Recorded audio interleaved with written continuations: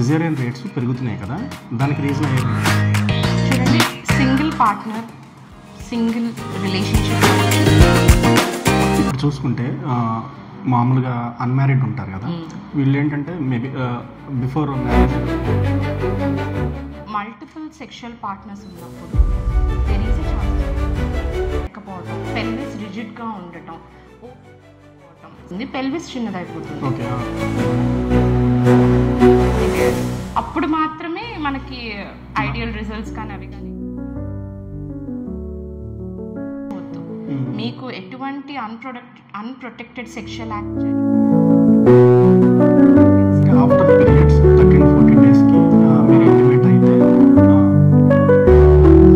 19 years పాప periods miss అయ్యి కొంచెం లేట్ అయ్యి తర్వాత వచ్చి 1 hour కూడా కాలేదు, షీ కొలాప్స్. హెచ్పివి అని కానీ, మన హెచ్బిఎస్ఏజీ కానీ, హెచ్ఐవి అని కానీ, హెచ్సివి అని కానీ, ఇట్లాంటి కొన్ని వైరస్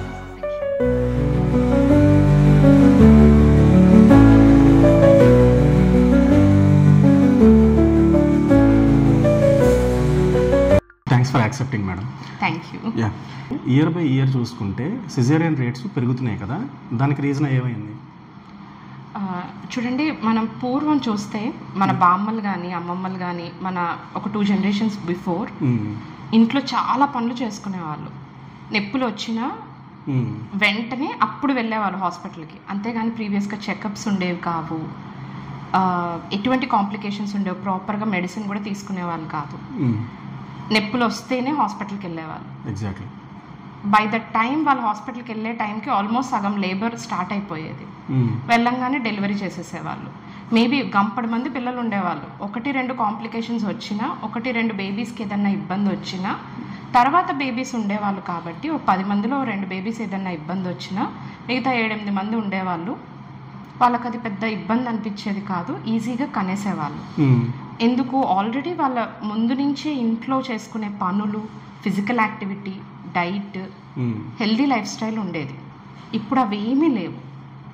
పెల్విస్ రిజిడ్ అయిపోతుంది, ఫ్లెక్సిబిలిటీ లేదు, అన్ని నుంచొని చేసుకునే పనులు, కుకింగ్ నుంచొని చేసుకుంటున్నారు. ఇదివరకు ఏం చేసేవాళ్ళు? కింద కూర్చునేవాళ్ళు, పిడకల పొయ్యి పైన చేసేవాళ్ళు. క్లీనింగ్ ఎలా చేసేవాళ్ళు? కింద శాంతం కూర్చొని డీప్ స్క్వాట్ పొజిషన్లో తడిగుడ్డలు పెట్టేవాళ్ళు. బట్టలు ఎలా ఉతికేవాళ్ళు? నడు వంచి ఉతికేవాళ్ళు, అంట్లు కింద కూర్చొనే తోమేవాళ్ళు. ఇలా అన్ని పనులు పెల్విస్కి బాగా పని పెట్టేవాళ్ళు. మంచి ఫ్లెక్సిబిలిటీ ఉండేది, ఎక్కడ లోవర్ అబ్డామిన్ కింద కానీ ఎక్కడ ఫ్యాట్ ఎక్కువ ఉండేది కాదు, బాడీ మంచిగా ఫ్లెక్సిబిలిటీ ఉండేది. అప్పుడు బేబీకి రావడానికి ప్లేస్ సరిపడా ఉంటుంది, అప్పుడు కంఫర్టబుల్గా ఉంటుంది, చక్కగా డెలివరీస్ అయిపోయేవి. మంచి ఫుడ్, ఇంట్లో ఫుడ్డే తీసుకునేవాళ్ళు, జంక్ ఫుడ్ ఉండేది కాదు, ఎక్కువ తక్కువ తినడం ఉండేది కాదు, పెద్ద పెద్ద బేబీస్ వచ్చేవి కావు. ఐడియల్ వెయిట్ 2.5 to 3.5 లోపే బేబీ వెయిట్స్ ఉండేవి. డెలివరీ అవ్వడం ఈజీ అయ్యేది. 1-2 కాంప్లికేషన్స్ ఉన్నా, ఒక బేబీ 2 బేబీస్కి ఏదైనా ఇబ్బంది వచ్చినా, మోర్టాలిటీ వచ్చినా, మార్బిడిటీ వచ్చినా, తర్వాత బేబీస్ హెల్తీగా ఉండేవాళ్ళు. 10 మంది పిల్లల్లో వాళ్ళకి అది పెద్ద నడుస్తూ పోయేది, అయిపోయేది. ఇప్పుడు అలా కాదు, 1-2, అది కూడా అపురూపంగా పెంచుకుంటున్నారు, గారాభంగా పెంచుకుంటున్నారు, వాళ్ళకి ఇంత నొప్పి తెలియకుండా పెంచుతున్నారు. ఫిజికల్ యాక్టివిటీ లేదు, తింటూనే ఉంటారు పొద్దుస్తమానం, వంట లేదు, బయట నుంచి ఆర్డర్స్ తెచ్చుకోవటం, తినటం, జంక్ ఫుడ్ ఎక్కువ, ప్రాసెస్డ్ ఫుడ్ ఎక్కువ, డీప్ ఫ్రైడ్ ఆయిల్ ఫుడ్ ఎక్కువ, ఐస్ క్రీమ్స్ అని, చాక్లెట్స్ అని, కేక్స్ అని, బాగా గారాభంతో మా అమ్మాయి ఎవ్వరికి రాని గర్భిణి ఇంకా ఆ అమ్మాయికే వచ్చింది అన్నట్టు ఫీడ్ చేస్తున్నారు. కాస్త నడిస్తే కాలు నొప్పులు, కొంచెం దూరం ఏదైనా పని చేస్తే ఆయాసం, నీరసం, నడు నొప్పులు, అమ్మో మా అమ్మ ఏ పని చేయదు, లేకపోతే అత్తగారింట్లో ఏదైనా పని చేస్తున్నా అమ్మో అక్కడ పని చేయలేదు అని ఇంటికి తెచ్చేసుకోవటం, ఇంటికి తెచ్చేసుకొని బాగా ఫీడ్ చేయటం. బిగ్ బేబీస్ పెరగడానికి లాస్ట్ ట్రైమిస్టర్లో ఎక్కువ స్కోప్ ఈ excessive feeding, lack of physical activity and ఏవో తెలియని భయాలు పెట్టుకోవడం, అన్నెసెసరీ స్ట్రెస్ పెట్టుకోవటం, ఇన్ని కాంప్లికేషన్స్తో నార్మల్ డెలివరీ అవ్వటం అనేది ఈ ప్రెసెంట్ డేస్లో కష్టమైపోతుంది అండ్ కంపేర్డ్ టు అండ్ ఈ లోవర్ అబ్డామిన్ కింద ఫ్యాట్ ఎక్కువ డిపాజిట్ అయిపోవటం, ఫ్లెక్సిబిలిటీ లేకపోవటం, పెల్విస్ రిజిడ్గా ఉండటం, ఓపెన్ కాకపోవటం, సెఫాలో పెల్విక్ డిస్ప్రపోర్షన్ అంటాం. అంటే బేబీ హెడ్ పెద్దదైపోతుంది, పెల్విస్ చిన్నదైపోతుంది. దానివల్ల హెడ్ ప్రాపర్గా కిందకి దిగకపోవటం, ఇట్లాంటి కారణాల వల్ల మనకి ఎక్కువ సిజేరియన్ రేట్స్ అనేటివి ఎక్కువ అవుతున్నాయి. అది కొంచెం మన లైఫ్ స్టైల్ చేంజెస్ ఇంప్రూవ్ చేసుకున్నా, ప్రీ ప్రెగ్నెన్సీ ప్లానింగ్ నుంచి ఐడియల్ వెయిట్ గెయిన్ మనం ప్రాపర్గా కౌన్సిల్ చేస్తున్నా, కొంచెం డైట్ రెస్ట్రిక్ట్ చేసిన, మంచి యోగా కానీ ఎక్సర్సైజెస్ కానీ మనం ఇంప్రూవ్ చేసుకుంటే డెఫినెట్గా మళ్ళీ నార్మల్ డెలివరీ రేట్స్ పెరిగే ఛాన్సెస్ ఎక్కువ ఉంటాయి. But it's all cumulative work. కొంచెం ప్రాపర్గా వర్కప్ చేయాలి, వాళ్ళకి కొంచెం కౌన్సిలింగ్కి టైం ఇవ్వాలి. మనం ప్రాపర్గా పేషెంట్ని ఒక్కటే కాదు, ప్రెగ్నెంట్ ఉమెన్ ఒక్కటే కాదు, వాళ్ళ అమ్మగారిని కౌన్సిల్ చేయాలి, వాళ్ళ అత్తగారిని కౌన్సిల్ చేయాలి, వాళ్ళ రిలేటివ్స్ని కౌన్సిల్ చేయాలి, సరౌండింగ్స్ మొత్తాన్ని కౌన్సిల్ చేయాలి. అప్పుడు మాత్రమే మనకి ఐడియల్ రిజల్ట్స్ కానీ అవి కానీ వచ్చే ఛాన్సెస్ ఉంటాయని అనిపిస్తూ ఉంటుంది. అంటే over a span of time ఈ ప్రాక్టీస్ చూస్తూ ఉంటే అనిపిస్తూ ఉంటుంది. ఇప్పుడు చూస్తే మేడం, నార్మల్గా పిల్లలు పుట్టట్లేదంటే సింపుల్గా అమ్మాయే కారణం అంటారు. అంటే నీటి పడకలు ఉండొచ్చు, వాట్ ఎవర్ రీజన్స్ మన లొకాలిటీలో లోకల్గా. ఇప్పుడు చూస్తే మెయిల్స్లో కూడా ఇన్ఫెర్టిలిటీ లేదంటే డిస్ఫంక్షనింగ్ ఇలాంటివి వస్తున్నాయి కదా, ఇప్పుడు పెరిగినాయి నాకు తెలిసి రేట్. దానికి కారణం ఏంటి? అగైన్ అమ్మాయిలే కాదు, అబ్బాయిలు కూడా ఫిజికల్ యాక్టివిటీ లేదు. బిర్యానీలు తినడం, కూల్ డ్రింక్స్ తాగడం, నెట్ఫ్లిక్స్ చూడటం, బైక్స్ మీద తిరగడం, అసలు ఒక నడక లేదు, ఒక ఎక్సర్సైజ్ లేదు, వెళ్తే ఓవర్గా జిమ్ చేసేయటం. డైట్ చేసే వాళ్ళు కొంతమంది ఉంటే ఎక్కువ 50 to 60% సాఫ్ట్వేర్ వాళ్ళు తీసుకోండి. 24 గంటలు కూర్చొని బాడీకి lack of physical activity, muscle strength training కానీ, డైట్ కానీ, మెయిన్ స్లీప్ అండి. ప్రాపర్గా నైట్ 10కి పడుకునే వాళ్ళు ఎవరున్నారు? మగవాళ్ళు ఎవరు లేరు. అంటే నిద్ర పట్టట్లేదు అంటారు, 12, 1 గంట, 2. ఇవన్నీ కూడా తెలియకుండానే మేల్ ప్యాటర్న్ హార్మోన్స్ పైన కూడా యాక్ట్ చేస్తాయి. It all leads to infertility. Semen count తగ్గిపోవటం కానీ, మొటిలిటీ తగ్గిపోవటం కానీ, మార్ఫాలజీ అబ్నార్మల్గా ఉండటం కానీ, అన్నీ కూడా మెటబాలిక్ డిజార్డర్స్ స్లోగా ఒకటి పెరుగుతూ ఉంటాయండి. ఒకటి life style, diet, exercise, sleep లేకపోవటం, స్ట్రెస్. మీరు ఎటు నుంచి ఎటు వచ్చినా కానీ మళ్ళీ 5 ఫ్యాక్టర్సే దేనికైనా రీజన్ అవుతుంది. ఆ ఛాన్స్ ఉందా మేడం? పెంచే ఛాన్స్ ఉందా? డెఫినెట్గా. అందుకనే కదా it's just life style modification చేసుకుంటే డెఫినెట్గా మంచి ఇంప్రూవ్మెంట్ ఉంటుంది. కొంచెం పొద్దున్నే లెగిసి ఇంటి ఫుడ్ తిని చక్కగా ఎక్సర్సైజ్ చేసుకొని, లేదా వాకింగో జాగింగో ఏదో ఒకటి చేసుకొని, స్విమ్మింగ్ కానీ, లేదా ఇంటి పనులు మంచిగా చేసుకున్నా కూడా అది కూడా మంచి ఎక్సర్సైజే. ఇవి చేసుకొని బయట ఫుడ్ కంప్లీట్గా స్టాప్ చేసి టైంకి నిద్రపోయి దేనికైనా కూడా విపరీతంగా ఆలోచించకుండా స్ట్రెస్ ఫ్రీగా ఉంటే డెఫినెట్గా 6 to 1 month, 6 months to 1 yearలో మీకు మంచి సెమెన్ కౌంట్ అనేది ఇంప్రూవ్ అయ్యే ఛాన్సెస్ ఉంటాయి. అప్పటికీ అవ్వట్లేదు అంటే you have to consult an andrologist or infertility specialist or gynaecologist, evaluate చేసుకోవటం. ఏదైనా హార్మోనల్ ఇంబ్యాలెన్స్ ఉంటే దానిపైన వర్కౌట్ చేసుకుంటే మంచి అడ్వాన్స్డ్ ట్రీట్మెంట్స్ వచ్చేసాయండి. But the cumulative treatment is going to effect a lot. చాలా ఇంప్రూవ్మెంట్ ఉంటుంది. ఇప్పుడు చూసుకుంటే మామూలుగా అన్మ్యారీడ్ ఉంటారు కదా, వీళ్ళు ఏంటంటే మేబీ బిఫోర్ మ్యారేజ్ ఇంటిమేట్ అవుతూ ఉంటారు, మేబీ బాయ్ ఫ్రెండ్స్ కావచ్చు, ఎవరైనా కావచ్చు. ఇలాంటి వాళ్ళు కొంచెం ఓరల్ సెక్స్ చేస్తూ ఉంటారు. దానివల్ల ఏమైనా సైడ్ ఎఫెక్ట్స్ వస్తాయా? అంటే నాకు మెయిన్గా నేను చేసిన రీసెర్చ్ ఏంటంటే కొంచెం క్యాన్సర్ ఇట్లాంటివి ఏమైనా వస్తాయని చెప్పేసి, దానికి అసలు పాసిబులేనా? చూడండి, సింగిల్ పార్ట్నర్, సింగిల్ రిలేషన్షిప్ అంటే 99% ఏ ప్రాబ్లమ్స్ ఉండవండి. మల్టిపుల్ సెక్షువల్ పార్ట్నర్స్ ఉన్నప్పుడు there is a chances of sexually transmitted diseases. కొన్ని viruses, human papilloma virus HPV అని కానీ, మన హెచ్బిఎస్ఏజీ కానీ, హెచ్ఐవి అని కానీ, హెచ్సివి అని కానీ, ఇట్లాంటి కొన్ని వైరసెస్ సెక్షువల్గా ట్రాన్స్మిటెడ్ డిసీజెస్ అనేటివి ఆల్రెడీ ఆ పార్ట్నర్లో ఉండి ఆ పార్ట్నర్తో మీరు ఇంటిమేట్ అయినప్పుడు డెఫినెట్గా ఓరల్ సెక్స్ ద్వారా కూడా కొన్ని ఇన్ఫెక్షన్స్ అనేటివి ట్రాన్స్మిట్ అవుతాయి. అవి ఓరోఫారెంజియల్ క్యాన్సర్స్కి లీడ్ అవుతూ ఉంటాయి. ఓరోఫారెంజియలే కాదు, పినైల్ క్యాన్సర్స్ కానీ, పెరినియల్ క్యాన్సర్స్ కానీ ఇవి కూడా వచ్చే ఛాన్సెస్ ఉంటాయి. బోత్ పార్ట్నర్స్కి రిస్క్స్ ఉంటాయి. You have to be very cautious while choosing the partner. Single partner, single relationship is the best thing. If you are going for an multiple relationship or if you are not sure about it, అంటే నీకు తెలీదు so and so ఇది new relationship అనుకుంటే నిర్మోహమాటంగా టెస్ట్లన్నీ చేయించుకోండి, viral markers చేయించుకోండి, ఒకసారి అవసరమైతే డాక్టర్కి తీసుకెళ్ళి ఎవాల్యుయేట్ చేయించుకోండి. మీ లైఫ్ని ఎందుకండి రిస్క్లో పెట్టుకోవడం? అన్నీ చేయించుకొని అన్నీ బాగున్నాయి అన్న తర్వాతే, లేదు if you are not sure about it, safety measures తీసుకోండి, కాండమ్స్ వాడుకోండి, ప్రొటెక్టివ్ మెథడ్స్ చాలా ఉంటాయి, అవి ప్రాక్టీస్ చేయటం అనేది బెటర్. మన safety is the ultimate thing. HPV అన్నారు కిందక, అది మెయిల్స్లో కూడా తీసుకోవాలి మేడం, అది వ్యాక్సిన్ కదా? హెచ్పివి అనేది వైరస్ అండి, దానిపైన మనకి ఇప్పుడు దాన్ని ప్రివెంట్ చేయడానికి వ్యాక్సిన్ అనేది రీసెంట్గా మార్కెట్లోకి మనకి సర్క్యులేట్ అవుతుంది. It consisting of different variants ఉంటాయి. హెచ్పివి వేరియంట్స్ క్వాడ్రావాలెంట్ ఉంటుంది, బైవాలెంట్ ఉంటుంది. మనకి మోస్ట్ కామన్గా ఇన్ఫెక్ట్ అయ్యే వేరియంట్స్ ఏవైతే ఉంటాయో వాటి నుంచి ప్రివెంట్ చేసుకోవడానికి వ్యాక్సిన్ తీసుకోవటం మంచిది. అయితే ఈ వైరస్ అనేది ఆడవాళ్ళకి రావచ్చు, మగవాళ్ళకి రావచ్చు. సో అందుకనే మేల్ ఫీమేల్స్ పిల్లలు అప్పటి నుంచే 9 years నుంచి 14 years లోపు పిల్లలు అబ్బాయిలకి అమ్మాయిలకి ఇద్దరికి తీసుకోవటం వల్ల మనం ఇటువంటి క్యాన్సర్స్ని చాలా వరకు ప్రివెంట్ చేయొచ్చు.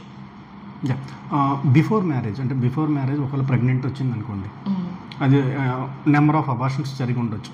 అంటే నాకు జరిగిన కేసు చెప్తున్నాను, నాకు తెలిసిన వాళ్ళకి ఒక 3 abortions 2 abortions జరిగినాయి.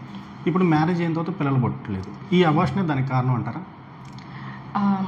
చూడండి, ఇప్పుడు బిఫోర్ మ్యారేజ్ అంటున్నారు.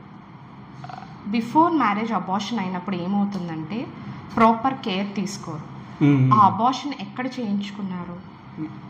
ఏదైనా క్వాక్స్ దగ్గర కానీ ఇల్లీగల్గా ఏదైనా సమ్ మైనర్ సెటప్స్లో కానీ అయితే స్టెరిలైజేషన్ ఉండదు.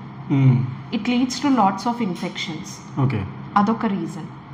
2, ప్రతి అబార్షన్కి సర్టెన్ బ్లడ్ లాస్ ఉంటుంది, బాడీ స్ట్రెస్కి లోన్ అవుతూ ఉంటుంది, దానివల్ల హార్మోనల్ ఇంబ్యాలెన్స్ అనేది స్టార్ట్ అవుతూ ఉంటుంది. దాన్ని వాళ్ళు కరెక్ట్ చేసుకోవాలి. ప్రాపర్గా ఐరన్ తీసుకోవాలి, కాల్షియం తీసుకోవాలి, సప్లిమెంటేషన్ తీసుకోవాలి. ఏదైనా తెలియని స్ట్రెస్ ఉంటే దాన్ని ఓవర్కమ్ చేయగలగాలి. మళ్ళీ తన పీరియడ్స్ రెగ్యులర్ అవుతున్నాయో లేదో చూసుకోవాలి. మధ్యలో కాంట్రసెప్షన్ కింద రిపీటెడ్గా ట్యాబ్లెట్స్ ఏమైనా తీసుకుంటున్నా బాడీ పైన తెలియకుండా ఇంపాక్ట్ ఉంటుంది. దానివల్ల తన కంప్లీట్ సైకిల్స్ అన్ని ఇర్రెగ్యులర్ అయినప్పుడు కొన్ని కాంప్లికేషన్స్ వస్తాయి. థైరాయిడ్ ఇష్యూస్ కావచ్చు, పీసీఓఎస్ కావచ్చు, ఇంకేమైనా కావచ్చు. వాటి వల్ల ఇండైరెక్ట్గా వాటి వల్ల ప్రెగ్నెన్సీ ఆలస్యం అవుతుంది, కానీ కేవలం అబార్షన్ వల్ల డైరెక్ట్గా నెక్స్ట్ ప్రెగ్నెన్సీ ఎఫెక్ట్ అవుతుందా అంటే ఉండదు.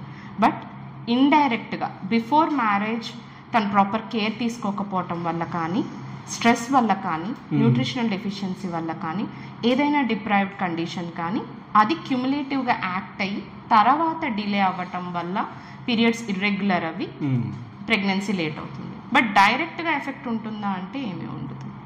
ఓకే, అయితే నాకు తెలిసిన ఒక స్టోరీ చెప్తాను మేడం. ఫస్ట్ ఏంటంటే ఒక కపుల్కి, నాకు తెలిసిన ఒక కపుల్కి ఫస్ట్ ఒక బాబు, తర్వాత ఏంటంటే ఇప్పుడు మామూలుగా అందరూ ఏమనుకుంటారు, ఎంతమందికి న్యాచురల్గా వచ్చేసాయి ప్రెగ్నెన్సీ. ఇప్పుడేంటి మన అందరం ప్లానింగ్, ఫస్ట్కి ఈ సంవత్సరం పుడితే ఒక 3 years తర్వాత అట్లా ప్లాన్ చేసుకుంటున్నాం కదా. ఇక్కడ ఈ కేసులో ఏం జరిగిందంటే ఫస్ట్ ఒక బాబు పుట్టాడు.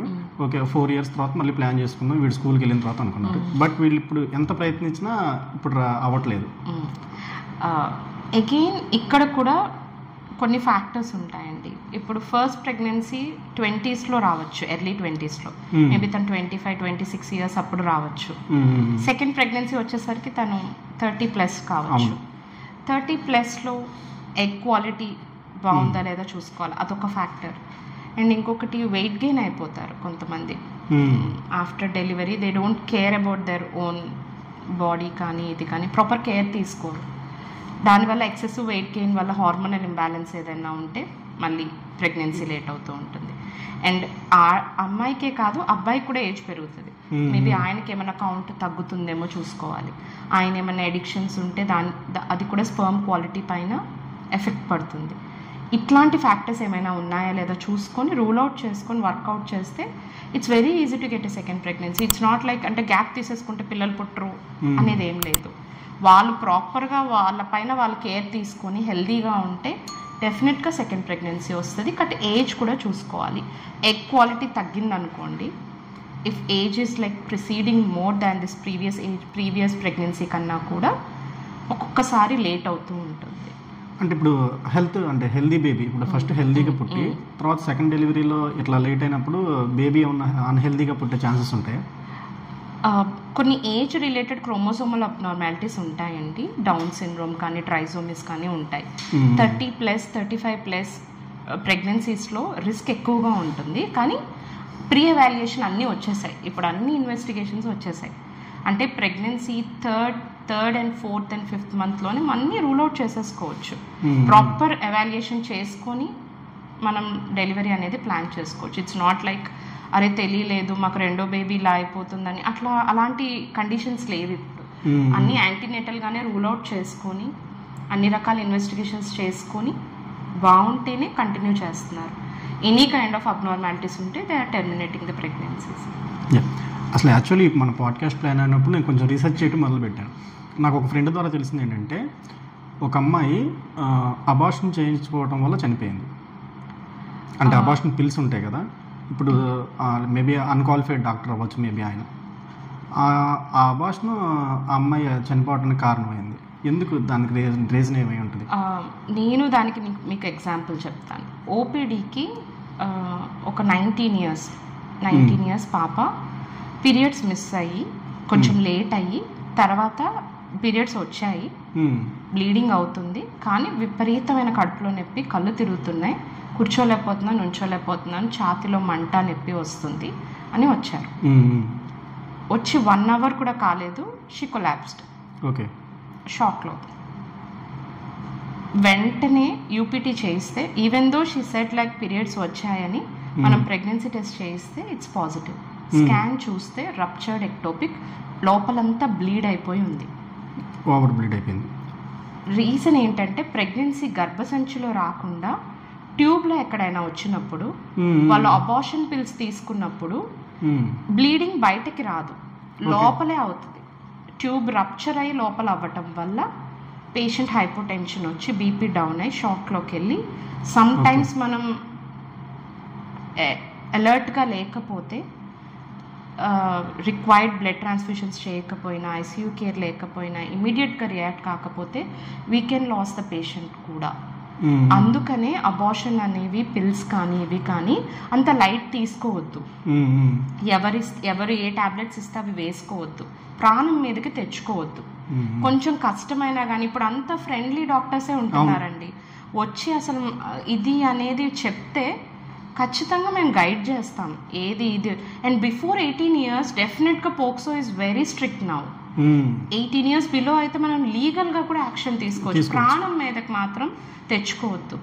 మీకు ఎటువంటి అన్ప్రొటెక్టెడ్ సెక్షువల్ యాక్ట్ జరిగినా, లేదా if you are suspecting pregnancy అయినా, పీరియడ్స్ ఇర్రెగ్యులర్గా ఉండేది ప్రెగ్నెన్సీ కాదో అవునో తెలియని కన్ఫ్యూజన్ ఉన్నా మీరు ఎటువంటి ట్యాబ్లెట్స్ వేసుకోవద్దు. ఫస్ట్ ఒకసారి వచ్చి డాక్టర్ని కన్సల్ట్ అయ్యి ఒకసారి హెమోగ్లోబిన్ ఎట్లా ఉందో చెక్ చేయించుకొని, మీ జనరల్ కండిషన్ ఎట్లా ఉందో చూసుకొని, అసలు అది గర్భసంచిలో వచ్చిందా ట్యూబ్లో వచ్చిందా తెలుసుకొని ఆ తర్వాత మాత్రమే మీరు ట్రీట్మెంట్కి ప్రొసీడ్ అవ్వాలి. లేదు అంటే it may leads to certain kind of deaths. డెఫినెట్గా we can lose the person. మీరు ట్యూబ్లో వచ్చింది అంటున్నారు కదా ప్రెగ్నెన్సీ, గర్భసంచిలో కాకుండా, అసలు ట్యూబ్లో ఎందుకు వస్తుంది మేడం? అండ్ ట్యూబల్ మొటిలిటీ తక్కువగా ఉన్నా, ఏవైనా గర్భసంచిలో ఏదైనా అబ్నార్మల్ సెప్టమ్స్ కానీ, ఏదైనా డిఫెక్ట్స్ ఉన్నా, ఫైబ్రాయిడ్స్ ఉన్నా, అడ్డున్నా, లేకపోతే ఆ డిజైర్డ్ ఎగ్ ఇక్కడికి రీచ్ అయ్యే లోపే అక్కడ ఫర్టిలైజేషన్ అయ్యి సర్టెన్ కైండ్ ఆఫ్ డిఫెక్ట్స్ వల్ల అక్కడ డెవలప్ అయ్యే ఛాన్సెస్ ఉంటాయి. ఇట్స్ వెరీ రేర్ కానీ జరుగుతాయి. It's called as an ectopic pregnancies. కొన్ని రేర్గా జరుగుతూ ఉంటాయి. ఇట్స్ కైండ్ ఆఫ్ కాంప్లికేషన్ అన్నమాట. ట్యూబ్ నుంచి గర్భసంచికి రావడానికి ఎటువంటి అబ్స్ట్రక్షన్స్ ఉన్నా కూడా అది అక్కడే పెరుగుతూ ఉంటుంది. పెరగడానికి సరిపడా జగ ఉండక సర్టెన్ కైండ్ ఆఫ్ టైం అయిన తర్వాత అది రప్చర్ అయ్యే ఛాన్సెస్ ఉంటాయి. చూసుకుంటే ఇప్పుడు పిల్లలు లేని వాళ్ళు ఉంటారు కదా, వాళ్ళు పిల్లల కోసం చాలా ట్రై చేస్తూ ఉంటారు. వాళ్ళకి ఏంటంటే చాలామంది ఇచ్చే సజెషన్ ఏంటంటే ఆఫ్టర్ పీరియడ్స్ 13-14 daysకి మీరు ఇంటిమేట్ అయితే పిల్లలు పుట్టే ఛాన్సెస్ ఎక్కువ ఉంటాయి అని చెప్పేసి అంటారు. అంటే అది ఎగ్ రిలీజ్ టైమా? అసలు అది ఎందుకంటారు? అది డెఫినెట్గా చూడండి, అమ్మాయిలకి మంత్లో ఓన్లీ 1 టైమే ఎగ్ అనేది రిలీజ్ అవుతుంది. 1 మంత్కి 1 మంత్లో ఓన్లీ ఒక్కసారి మాత్రమే ఎగ్ రిలీజ్ అవుతుంది. ఓకే. ఆ ఎగ్ రిలీజ్ అయ్యే time approximate time 12th, 13th, 14th, 15th అని రెగ్యులర్ సైకిల్స్ అంటే పీరియడ్స్ రెగ్యులర్గా వచ్చే ఆడవాళ్ళకి అది ఐడియల్ టైం. అందుకని నెలసరిలో కరెక్ట్గా వచ్చే ఆడవాళ్ళకి ఆ టైంలో కలవమని మేము అడ్వైస్ ఇస్తాము. అండ్ అలా కన్సెప్షన్ రేట్స్ చాలా ఎక్కువ కూడా ఉన్నాయి. అలా ట్రై చేసిన వాళ్ళు డెఫినెట్గా కన్సీవ్ అవుతారు. ఇప్పుడు రూరల్ ఏరియాలో చూసుకున్నా సరే ఈ పీసీఓడీలు బాగా పెరిగిపోతున్నాయి. దానికి ఏంటి మేడం కారణం?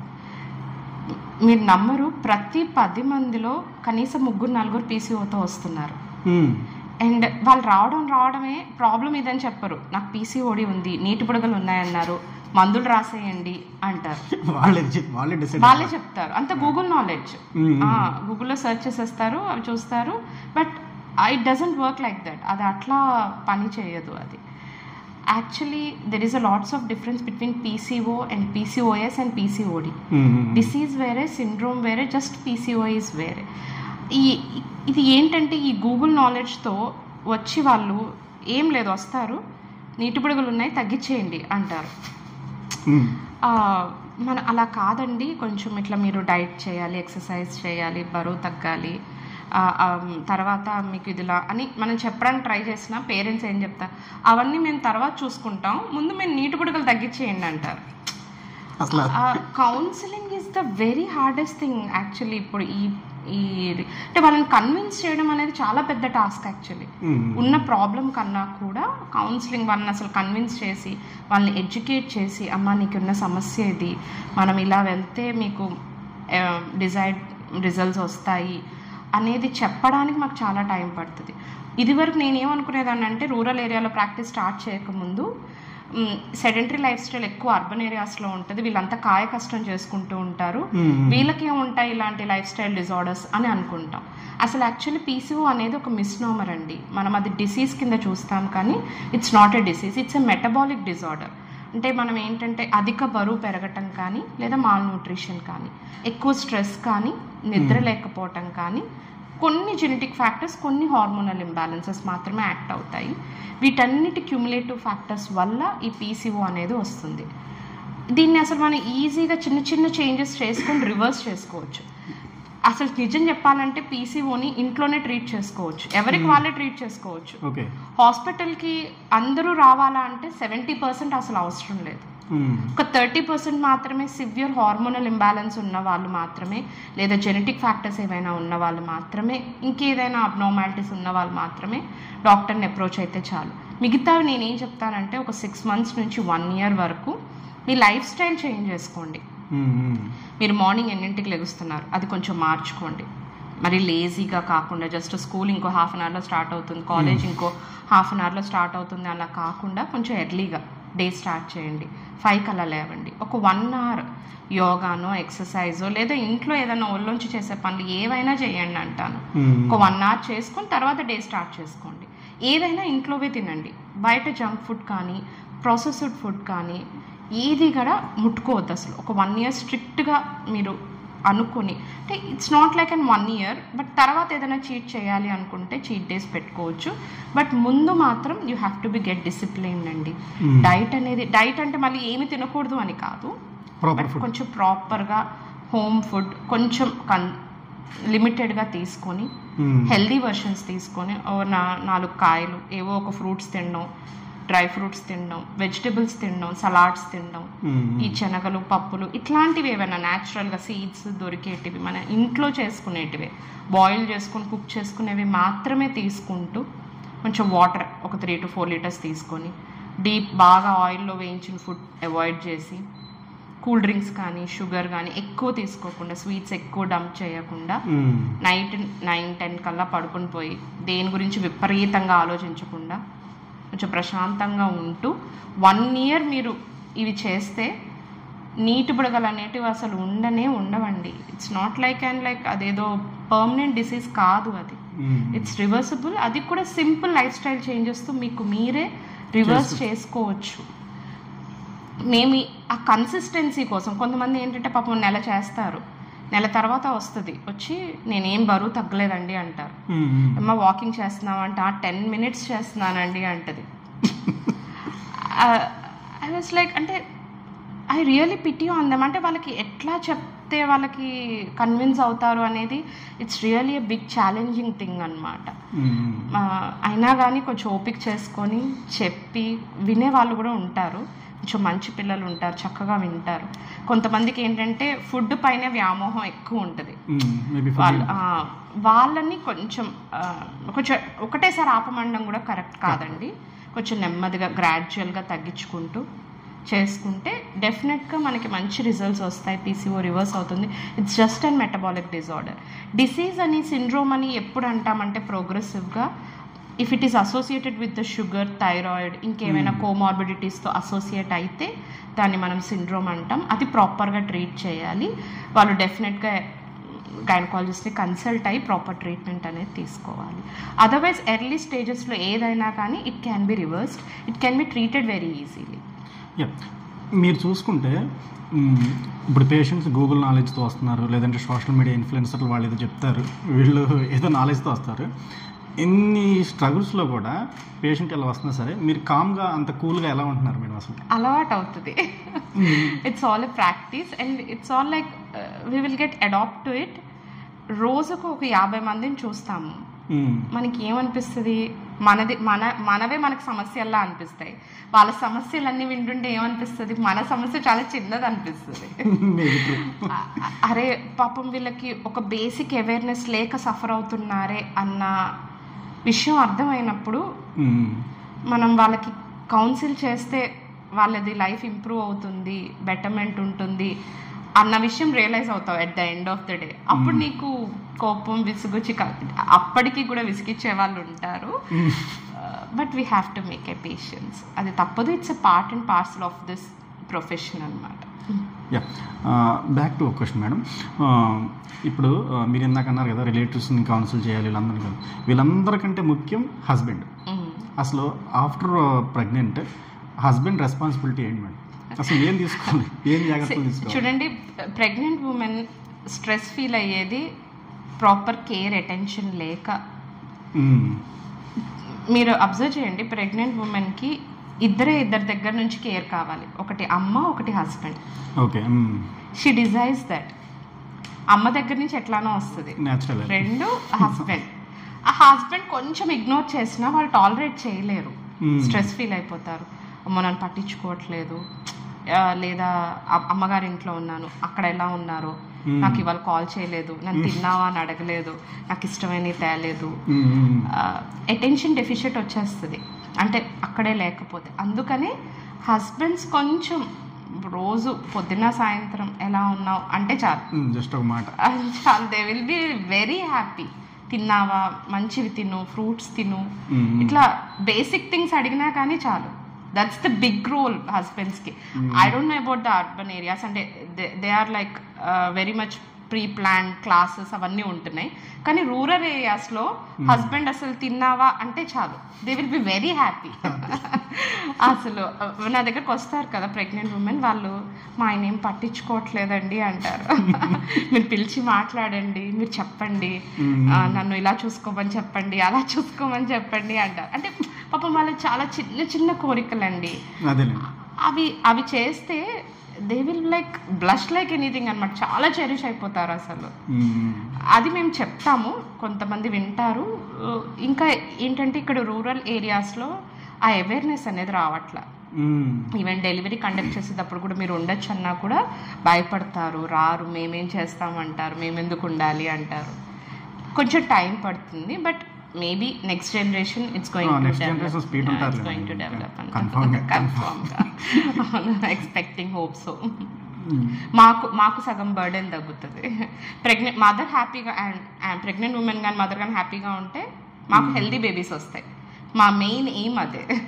హెల్దీ డెలివరీ అవుతుంది, లేబర్ ప్రాసెస్ నీట్గా అయిపోతుంది, బేబీస్ హెల్దీగా ఉంటుంది.